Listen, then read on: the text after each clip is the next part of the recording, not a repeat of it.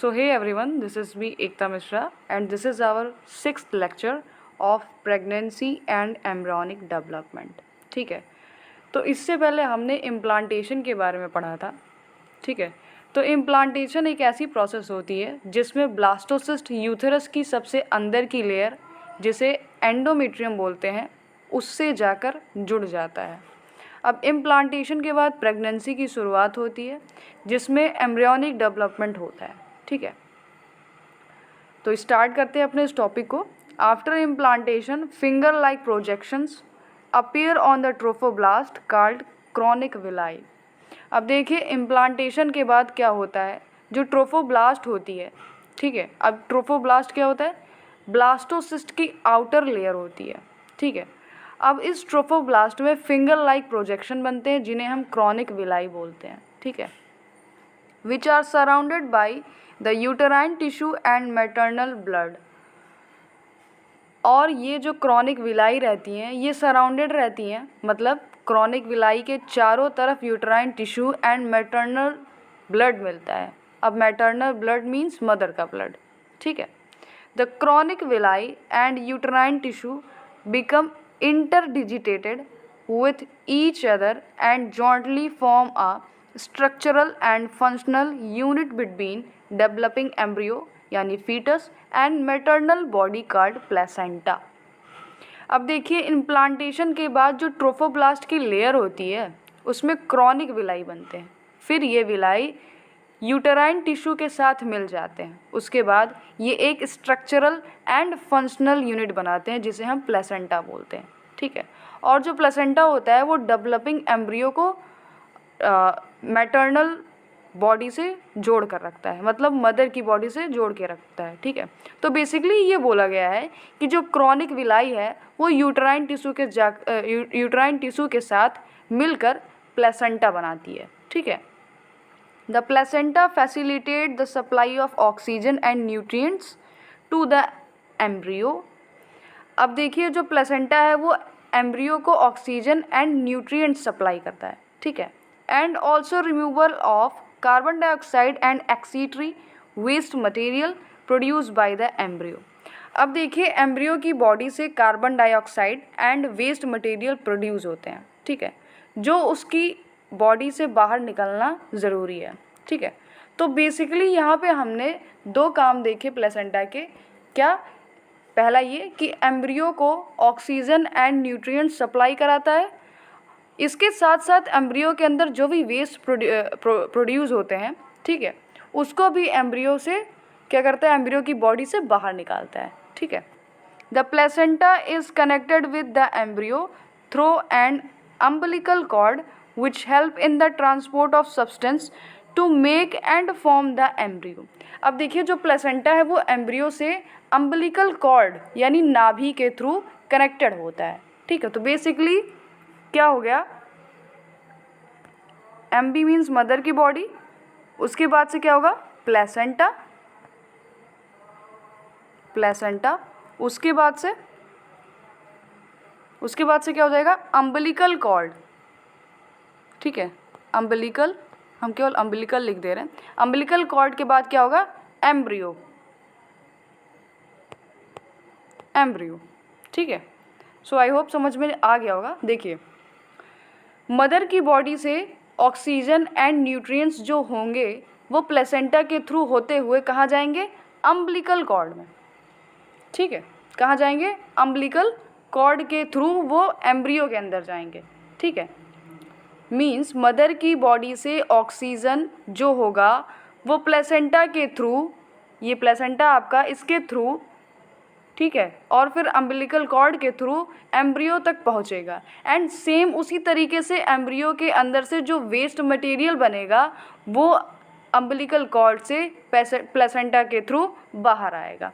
ठीक है, आगे बढ़ते हैं. Placenta also act as endocrine tissue and produce several hormones like human chronic gonadotropin, HCG, human placental lactogen, HPL, estrogen, progesterone, etc. अब देखिए जो प्लेसेंटा होता है वो एंडोक्राइन टिश्यू की तरह भी काम करता है. ठीक है, एंडोक्राइन टिश्यू वो होते हैं जो हार्मोन का प्रोडक्शन करते हैं। तो मतलब प्लेसेंटा भी कई सारे हार्मोन्स का प्रोडक्शन करेगा, जैसे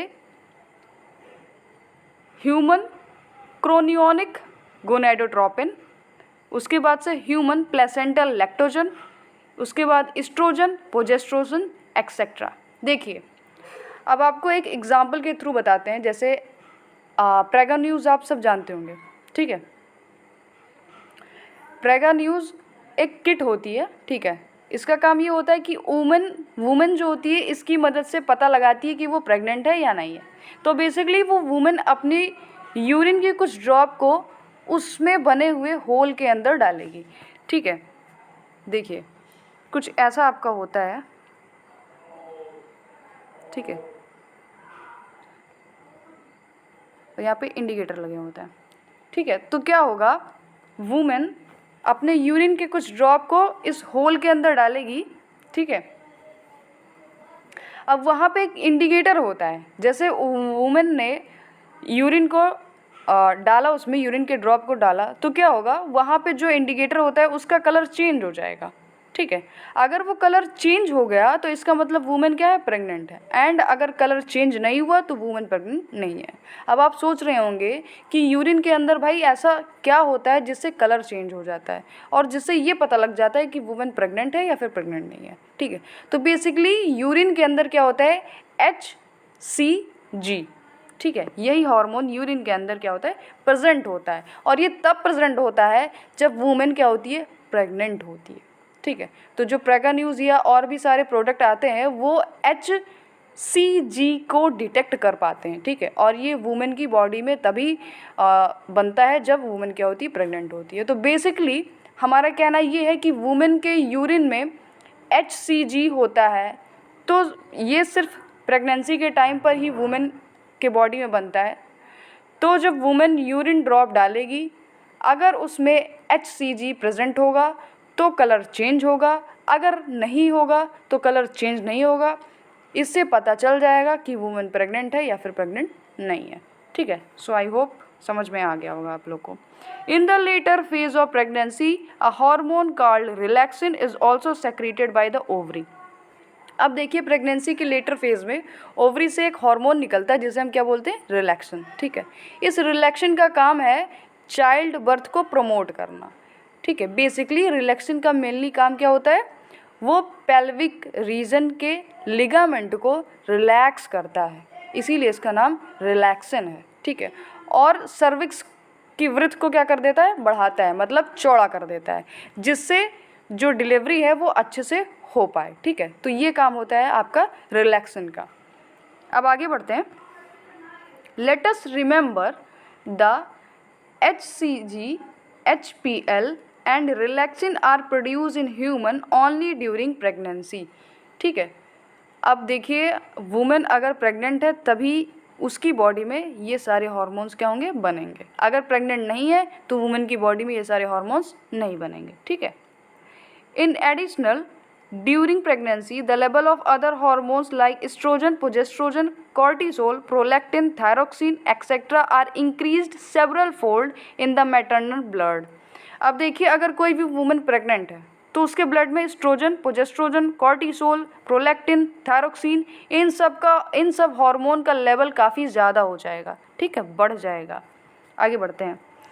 Increased production of these hormones are essential for supporting the fetal growth, metabolic change in the mother and maintenance of pregnancy। अब देखिए प्रेगनेंसी के टाइम पे जो वुमेन होती है उसकी बॉडी से इन हार्मोन्स का लेवल क्या होता है, बढ़ जाता है, ठीक है। अब देखिए इन हार्मोन का जो लेवल होता है ये क्यों बढ़ जाता है, क्योंकि ये हार्मोन सपोर्ट करता है फीटल ग्रोथ को, मीन्स फीटल की ग्रोथ अच्छे से हो उसके लिए ये सपोर्ट करता है ये सारे हार्मोन्स। इसके साथ साथ मदर की बॉडी में जो भी मेटाबॉलिक चेंज आते हैं, मतलब मदर की बॉडी में जो भी रिएक्शन है उनमें जो चेंजेस आते हैं उसको ये सपोर्ट करता है। इसके अलावा ये हार्मोन्स प्रेगनेंसी को भी मेंटेन करता है, ठीक है। अब देखिए डायग्राम में आपको कुछ बताना चाहते हैं। यहाँ पे आप देख रहे होंगे क्या लगा है, plug of mucus in cervix, ठीक है, plug of mucus in cervix. अब देखिए प्रेगनेंसी के टाइम पे जो सर्विक्स की ओपनिंग होती है, मीन्स यही ओपनिंग की बात हो रही है, ठीक है। वहाँ पे क्या होता है, म्यूकस का एक प्लग होता है, ठीक है, म्यूकस का एक प्लग ब्लॉक कर देता है सर्विक्स को, ठीक है, इसलिए ताकि यहाँ से कोई भी बैक्टीरिया अंदर ना जा सके और जिससे कोई भी इन्फेक्शन ना हो। अब डिलीवरी होने के कुछ टाइम पहले ही ये प्लग क्या होता है, टूट जाता है और टूट के वजाइना से बाहर आ जाता है। तो ये एक इंडिकेशन है, ठीक है, एक ये इंडिकेटर का काम कर रहा है कि हाँ भाई प्लग अगर टूट गया, वजाइना के थ्रू बाहर आ गया, तो ये एक इंडिकेशन का काम करती है कि हाँ अब डिलीवरी होने वाली है, ठीक है। आगे बढ़ते हैं। Immediately after implantation, the inner cell mass यानी embryo differentiated into an outer layer called ectoderm and inner layer called endoderm। अब देखिए जैसे ही इम्प्लांटेशन होता है उसके बाद क्या होता है, ब्लास्टोसिस्ट के अंदर जो भी इनर मास मिलता है, ठीक है, जो कि बाद में जाकर क्या बन जाता है, एम्ब्रियो, ठीक है। तो एम्ब्रियो बनने से पहले ये जो इनर सेल मास है ये डिफरेंशिएट होकर थ्री लेयर्स बनाते हैं, ठीक है। अब देखिए ये थ्री लेयर्स क्या हैं। पहला आपने पढ़ा एक्टोडर्म, ठीक है, जो एक्टोडर्म होती है वो आउटर लेयर होती है। इनर लेयर आपकी कौन सी होती है, एंडोडर्म होती है। उसके बाद से इन दोनों के बीच में भी एक लेयर मिलती है जिसको हम मीजोडर्म बोलते हैं, ठीक है। तो ectoderm, endoderm and mesoderm. A mesoderm soon appear between the ectoderm and endoderm, ठीक है, तो ये बीच में आके क्या हो जाती है, अपीयर हो जाती है। These three layers give rise to all tissues organ in adult. तो ये एक्टोडर्म, एंडोडर्म एंड मीजोडर्म, इन्हें क्या बोलते हैं, जर्म लेयर भी बोलते हैं, ठीक है। अब इन तीनों लेयर को कलेक्टिवली जर्म लेयर बोलते हैं, ठीक है। तो जो जर्म लेयर होता है ये हमारी बॉडी में प्रेजेंट जितने भी ऑर्गन हैं उनको बनाती है। जैसे एक एग्जांपल लेते हैं, एक्टोडर्म का क्या काम है, एक्टोडर्म क्या बनाता है आपका, एक मिनट, एक्टोडर्म ये आपका क्या बनाता है, नर्वस टिश्यू, नर्वस टिश्यू बनाता है, ठीक है। नर्वस टिश्यू में जैसे क्या हो गया, ब्रेन, आपका हो गया ब्रेन। उसके अलावा ये हेयर्स भी बनाते हैं, ठीक है, हेयर्स भी बनाते हैं। अब मीजोडर्म आपका क्या बनाता है, मीजोडर्म आपका बोन बनाता है, ठीक है, बोन। उसके बाद से कुछ मसल्स एंड हार्ट बनाते हैं, ठीक है।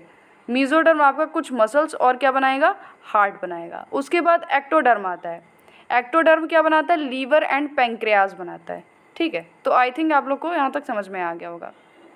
अब देखिए क्या होता है, ऐसे एनिमल्स जिनकी बॉडी के जो ऑर्गन्स हैं वो इन थ्री लेयर से बने हुए होते हैं, उसको हम क्या बोलते हैं, ट्रिप्लोब्लास्टिक। ये क्लास 11th में ये वर्ड दिया गया है, उसको हम क्या बोलते हैं, ट्रिप्लोब्लास्टिक, ठीक है। आगे बढ़ते हैं। It need to be mentioned here that the inner cell mass contains certain cell called stem cell which have the potency to give rise to all the tissue and organ। तो ये आपको हमने अभी समझा दिया है, ठीक है। तो एक बार फिर से इस लाइन को समझ लेते हैं।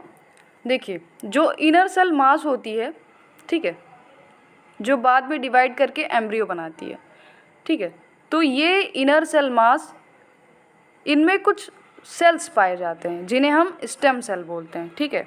और इन स्टेम सेल में ऐसी पोटेंशी होती है, मतलब ऐसी ताकत होती है कि ये सारे टिश्यूज़ एंड ऑर्गन को बना सकते हैं, ठीक है। आगे बढ़ते हैं। The human pregnancy last 9th month. अब देखिए जो ह्यूमन की प्रेगनेंसी होती है वो 9th मंथ तक चलती है, ठीक है, और इसी को हम गेस्टेशन पीरियड भी बोलते हैं।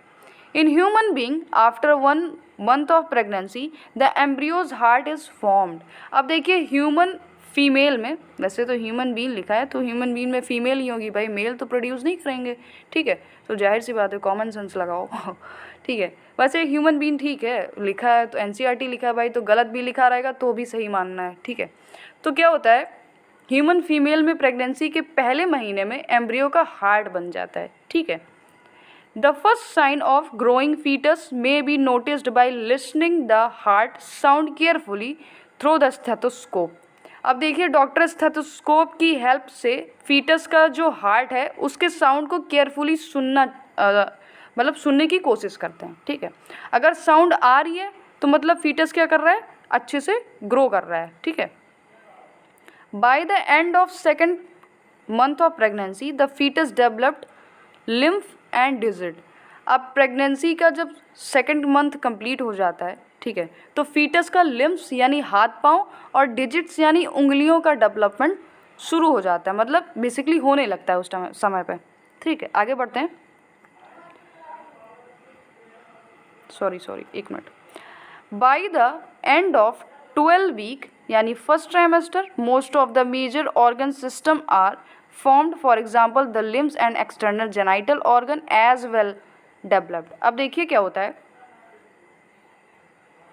यहाँ पे फर्स्ट ट्राइमेस्टर लिखा है। ठीक है, तो फर्स्ट ट्राइमेस्टर मीन्स आप क्या समझते हैं? फर्स्ट ट्राइमेस्टर मीन्स जब प्रेगनेंसी के 12 वीक्स हो जाते हैं। ठीक है, और 3 महीने को हम फर्स्ट ट्राइमेस्टर बोलते हैं। तो प्रेगनेंसी के 12 वीक्स या फिर 3 महीने को हम फर्स्ट ट्राइमेस्टर बोलते हैं। ठीक है, तो उसे फर्स्ट ट्राइमेस्टर बोलते हैं, इतना पता चल गया। तो फर्स्ट ट्राइमेस्टर में क्या होता है, जो एम्ब्रियो होता है, ठीक है, उसके जो मेजर ऑर्गन सिस्टम होते हैं वो डेवलप्ड हो चुके होते हैं। ठीक है, साथ ही साथ जो उसकी लिम्स है या फिर जेनाइटल आपका ऑर्गन है वो भी डेवलप्ड हो जाता है। ठीक है, तो इससे पता चल जाता है, मतलब पता लगने की चांसेस होते हैं जब आप अल्ट्रासाउंड कराते हैं कि जो एम्ब्रियो है वो मेल है या फिर फीमेल है। ठीक है, क्योंकि उसके एक्सटर्नल जेनाइटल ऑर्गन क्या होते हैं, फुल्ली डेवलप्ड हो जाते हैं। ठीक है, आगे बढ़ते हैं। The first movement of foetus and appearance of hair on the head are usually observe during the 5th month. अब देखिए प्रेगनेंसी का जब 5th मंथ चल रहा होता है तो फीटस की पहली मूवमेंट होती है। ठीक है, और इस टाइम पे साथ ही उसके हेड पे हेयर्स यानी बाल आने शुरू हो जाते हैं। ठीक है, by the end of about 24 weeks end of second trimester the body is covered with the fine hair, eyelids separate and eyelash are formed। अब जब प्रेगनेंसी के 24 वीक्स कंप्लीट हो जाते हैं तो इसे हम बोलते हैं सेकेंड ट्राइमेस्टर। ठीक है, यानी 6 महीने को हम सेकेंड ट्राइमेस्टर बोलते हैं और 3 महीने को हम फर्स्ट ट्राइमेस्टर बोलते हैं। तो इसमें जो एम्ब्रियो की बॉडी होती है उसमें फाइन हेयर्स आने लगते हैं, छोटे छोटे बाल आने लगते हैं, जो आईलिड होता है वो सेपरेट हो जाता है और जो आईलैश होती है वो बन जाती हैं। ठीक है, आगे बढ़ते हैं। By the end of 9 month, एक second, by the end of 9 month of pregnancy the foetus is fully developed and is ready for delivery. अब प्रेगनेंसी के जब 9th मंथ कंप्लीट हो जाता है तो जो फीटस है वो फुल्ली डेवलप्ड हो जाता है और वो क्या करता है, डिलीवरी के लिए रेडी हो जाता है। ठीक है, अब देखिए डिलीवरी से पहले जब बेबी मदर की बॉडी में होता है तो उस टाइम पे उसके लंग्स काम नहीं करते, क्योंकि वो कहाँ से ऑक्सीजन लेते हैं, मदर से लेता है। किसके थ्रू, प्लेसेंटा और अम्बिलिकल कॉर्ड के थ्रू। ठीक है, बट जैसे ही डिलीवरी हो जाती है बेबी की, जब वो बाहर आता है वजाइना से, तो क्या होता है, ऑटोमेटिकली वो लंग्स उसके काम करना शुरू हो जाते हैं। ठीक है, तो ये थोड़ा इंटरेस्टिंग रहा है। ठीक है, अब आगे बढ़ते हैं। Parturition and lactation. ठीक है, देखिए the average during of human pregnancy is about 9 months which is called gestation period. पहली बात तो पार्चुरेशन क्या होता है आप सभी को पता होगा, फिर भी बता देते हैं। देखिए पार्चुरेशन का मतलब होता है डिलीवरी। ठीक है, पार्चुरेशन का मतलब डिलीवरी होता है, तो बेसिकली ये सिनोनिम्स है। ठीक है, जब फुली डेवलप्ड बेबी मदर की बॉडी में बेबी फुली डेवलप्ड हो जाता है तो वो बाहर आता है। ठीक है, तो इसी को हम पार्चुरेशन और डिलीवरी बोलते हैं। फिर हमारा दूसरा वर्ड है लैक्टेशन। लैक्टेशन का मतलब होता है जब मदर की मेमोरी ग्लैंड में मिल्क का प्रोडक्शन होना शुरू हो जाता है तो उसी को हम लैक्टेशन बोलते हैं। ठीक है, अब देखिए the average duration of human pregnancy is about 9 months which is called gestation period. अब देखिए ह्यूमन फीमेल्स में जो प्रेगनेंसी का एवरेज ड्यूरेशन है वो 9 month है। ठीक है, मीन्स फीमेल में प्रेगनेंसी 9th मंथ तक ही चलती है और इसी को हम गेस्टेशन पीरियड बोलते हैं, ठीक है। Vigorous contraction of uterus at the end of pregnancy cause explosion delivery of foetus. अब देखिए प्रेगनेंसी के एंड में यूथरस में बहुत ज़्यादा कॉन्ट्रैक्शन होता है। अब हमें पता है यूथरस की 3 लेयर्स होती हैं। पहली क्या होती है? पेरीमीट्रियम, दूसरी मायोमीट्रियम, तीसरी एंडोमीट्रियम। अब जो बीच वाली लेयर होती है मींस मायोमीट्रियम, उसमें विग्रस कॉन्ट्रैक्शन होता है। अब ये जो कॉन्ट्रैक्शन होता है ये क्यों होता है अभी देखते हैं, ठीक है। तो प्रेगनेंसी के एंड में क्या होता है, फीटस की जब डिलीवरी हो जाती है, ठीक है, मींस क्या समझाना चाहते हैं ये देखिए। जो बीच की लेयर होती है मायोमीट्रियम, उसमें विग्रस कॉन्ट्रैक्शन होता है, ठीक है, और ये प्रेगनेंसी के एंड में होता है, ठीक है, जिससे फीटस की क्या होती है? डिलीवरी होती है, ठीक है। आगे अच्छे से समझाया गया है। और this process of delivery of foetus child birth is called parturition. अब देखिए पार्चुरेशन की शुरुआत इधर से ही होती है, ठीक है, और इसी को हम क्या बोलते हैं? पार्चुरेशन बोलते हैं। Parturition is induced by complex neuro endocrine mechanism. अब देखिए पार्चुरेशन की शुरुआत न्यूरो एंडोक्राइन मैकेनिज्म के थ्रू होती है। Neuro means nerve, endocrine means hormone. तो बेसिकली पार्चुरेशन की शुरुआत होती है वो कहाँ से होती है? न्यूरॉन एंड हार्मोन पे डिपेंड करती है, ठीक है। The signal for parturition originate from the fully developed fetus and the placenta, which induce mild uterine contraction and fetal ejection reflex। अब देखिए कोई वुमेन है, ठीक है, अब उसमें जो प्रेगनेंसी है वो पूरी हो चुकी है, तो उससे क्या होगा? उसके अंदर जो बेबी है वो पूरी तरीके से क्या हो चुका है? डेवलप्ड हो चुका है, मीन्स अब उसकी डिलीवरी होना है। तो बेसिकली पार्चुरेशन के सिग्नल्स कहाँ पे ओरिजिनेट होंगे? Fully developed foetus and placenta से डेवलप्ड होंगे, ठीक है। जो पार्चुरेशन के सिग्नल्स हैं वो हमें कहाँ से मिलेंगे? जो फीटस है जो फुली डेवलप्ड हो चुका है और प्लेसेंटा जो है वहीं से हमें इंडिकेशन मिलेगा, ठीक है। अब ये सिग्नल आने से यूथरस में माइल्ड कॉन्ट्रैक्शन होने लगता है, ठीक है, और इसी को हम फीटल इजेक्शन रिफ्लेक्स बोलते हैं। तो ये क्वेश्चन आपका नीट में आ चुका है, ठीक है। This triggers release of oxytocin for the maternal pituitary. अब देखिए यूथरस में थोड़ा थोड़ा कॉन्ट्रैक्शन होगा, ठीक है, यूथरस में थोड़ा थोड़ा कॉन्ट्रैक्शन होगा जिससे फीटल इजेक्शन रिफ्लेक्स होता है। तो जैसे ही ये होता है वैसे ही मदर की पिट्यूटरी से क्या होता है? ऑक्सीटोसिन नामक का एक हार्मोन रिलीज होता है, ठीक है। Oxytocin act on the uterine muscles and cause stronger uterine contraction which in turn stimulate further secretion of oxytocin. अब देखिए जैसे ही ऑक्सीटोसिन निकलेगा वो यूथरस की मसल्स में जाएगा और वहाँ पे बहुत स्ट्रॉन्ग कॉन्ट्रैक्शन करेगा और जिससे मैटरनल पिट्यूटरी से और ज़्यादा ऑक्सीटोसिन निकलेगा। तो बेसिकली जितना ज़्यादा ऑक्सीटोसिन निकलेगा उतना ज़्यादा क्या होगा? कॉन्ट्रैक्शन होगा। The stimulatory reflex between the uterine contraction and oxytocin secretion continue resulting in stronger and stronger contraction। अब देखिए सेम चीज़ है कि ऑक्सीटोसिन निकलेगा पिट्यूटरी से और यूथरस की मसल्स में कॉन्ट्रैक्शन मतलब करेगा।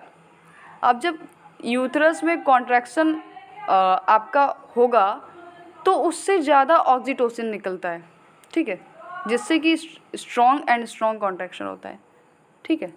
बेसिकली मेरे कहने का ये मतलब है कि जो ऑक्सीटोसिन पिट्यूटरी से निकलेगा यूथरस की मसल्स में कॉन्ट्रैक्शन करेगा, ठीक है। अब जब यूथरस में कॉन्ट्रैक्शन हो रहा है, ठीक है, तो इस कारण से ऑक्सीटोसिन और निकलेगा और फिर और ज़्यादा कॉन्ट्रैक्शन होगा, ठीक है। I hope I made my self very clear, ठीक है। समझाने की कोशिश कर रहे हैं, आपको समझ में भी आ रहा होगा क्योंकि इतना भी बेकार नहीं समझा रहे हैं।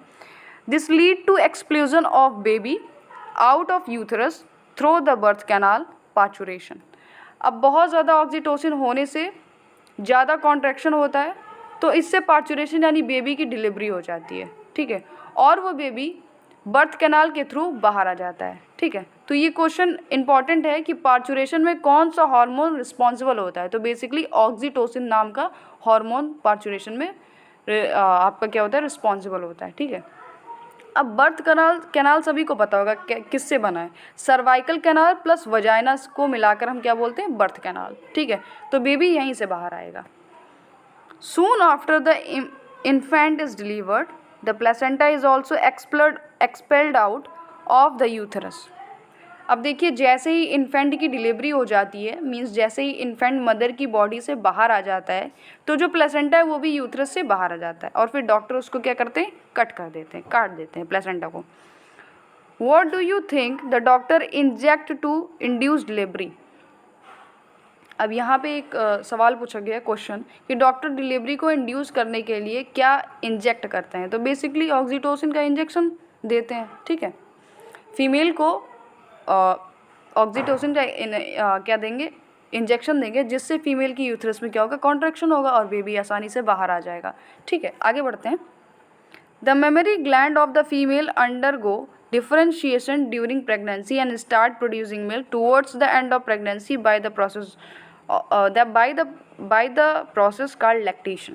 तो देखिए, जब प्रेगनेंसी चल रही होती है उस टाइम पे फीमेल की जो मेमरी ग्लैंड होती है, मींस जो ब्रेस्ट होता है, उसमें डिफरेंशिएशन होता है, मतलब उसमें सेल डेवलप्ड होते हैं, और जैसे ही प्रेगनेंसी का एंड आता है उस टाइम पे मेमरी ग्लैंड के अंदर मिल्क का प्रोडक्शन शुरू हो जाता है, और इस प्रोसेस को हम लैक्टेशन बोलते हैं, ठीक है। This help the mother in feeding the new born. तो लैक्टेशन की हेल्प से मदर न्यू बॉर्न बेबी को क्या करती है, फीड करती है।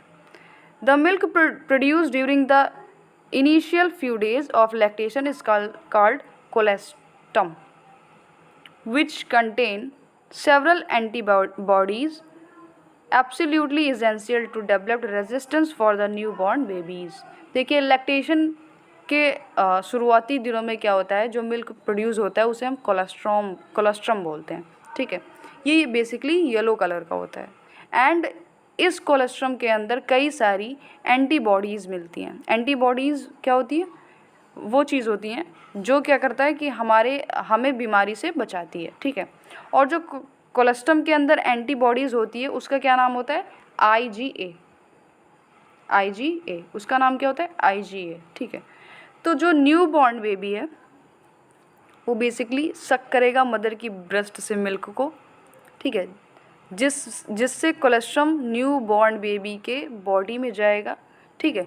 तो कोलेस्ट्रम का साथ साथ न्यू बॉर्न बेबी के साथ साथ क्या जाएगा, IgA नाम का भी एंटीबॉडीज़ जाएगा, ठीक है। और इससे न्यू बॉर्न बेबी की जो बॉडी है उसमें क्या होगा, रेजिस्टेंस डेवलप्ड हो जाएगा, मींस इससे बीमारी जल्दी नहीं होगी, ठीक है। तो कोलेस्ट्रम क्या होता है, बहुत ही ज़्यादा ज़रूरी हो जाता है न्यू बॉर्न बेबी के लिए। Breast feeding during the initial period of infant growth is recommended by doctor for bringing up a healthy baby.